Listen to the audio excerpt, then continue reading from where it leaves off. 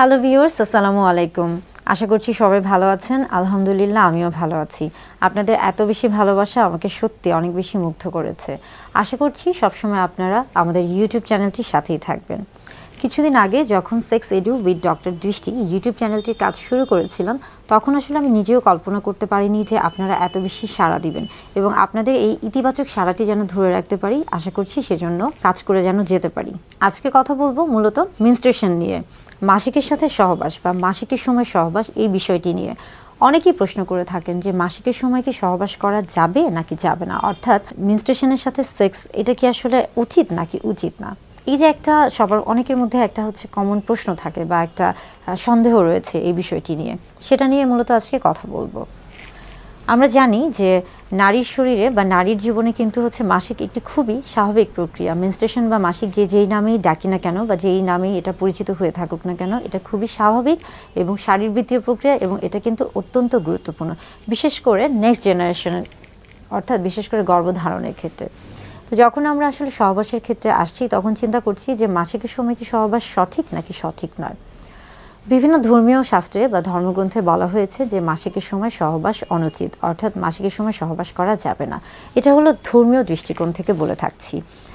আবার অনেকের মধ্যে একটা ধারণা রয়েছে যে মাসিকের সময় সব কিছু অপবিত্র থাকে, অর্থাৎ সেই সময় স্বামী স্ত্রীর যে হচ্ছে সহবাস বা স্বামী স্ত্রীর মধ্যে যে সৌহার্দ্যপূর্ণ যে একটা সম্পর্ক, সেটা আসলে বজায় রাখা উচিত নেই। এটা আসলে তার ব্যক্তিগত বিষয়। এটা আসলে নির্ভর করছে মূলত আপনার মানসিক অবস্থার উপর বা আপনাদের দুজনের স্বামী স্ত্রী উভয়ের মানসিক অবস্থার উপর। আপনারা যদি মেনে নিতে পারেন যে হ্যাঁ, মাসিকের সময় আপনার সহবাসে অভ্যস্ত বা এটা আপনাদেরকে স্বস্তি দিচ্ছে, কোনো রকম অস্বস্তি হচ্ছে না বা আপনারা কোনো রকমের অস্বস্তি ফিল করছেন না, সেই ক্ষেত্রে কিন্তু আপনারা মাসিকের সময় সহবাস করতে পারেন। কিন্তু আবার দেখা যায় যে অনেকে এটাতে অস্বস্তি বোধ করেন, কমফোর্ট ফিল করেন না। আবার অনেকের হচ্ছে এটাকে খুব বাজেভাবে নিয়ে থাকেন। সেই ক্ষেত্রে হচ্ছে দরকার নেই, সেই ক্ষেত্রে আসলে আপনি যদি না করে থাকেন সেই ক্ষেত্রেও কিন্তু ক্ষতির কিছু নেই। কিন্তু দেখা গেছে যে অনেক স্ত্রীদের ক্ষেত্রে বা মহিলাদের ক্ষেত্রে মাসিকের সময় সেক্সুয়াল অ্যারাউজাল, অর্থাৎ যৌন উত্তেজনাটা বৃদ্ধি পায় এবং সেই সময় যদি সে সহবাস করে থাকে তাহলে সেই ক্ষেত্রে কিন্তু তার যৌন তৃপ্তিটা সে লাভ করে।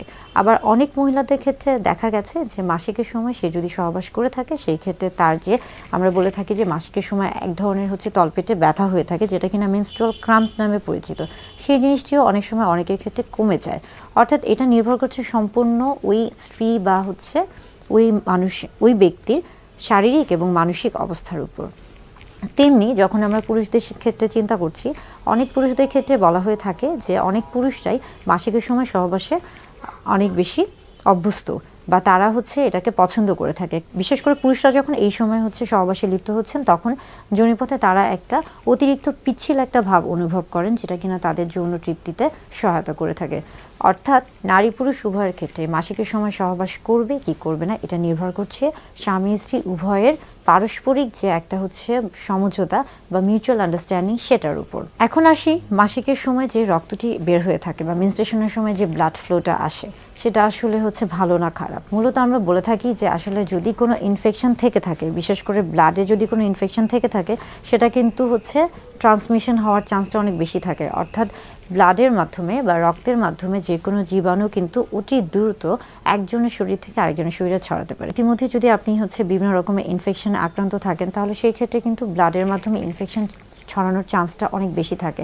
অর্থাৎ ওইভাবে যদি চিন্তা করে থাকি, তাহলে এই ক্ষেত্রে কিন্তু সহবাস না করাই ভালো।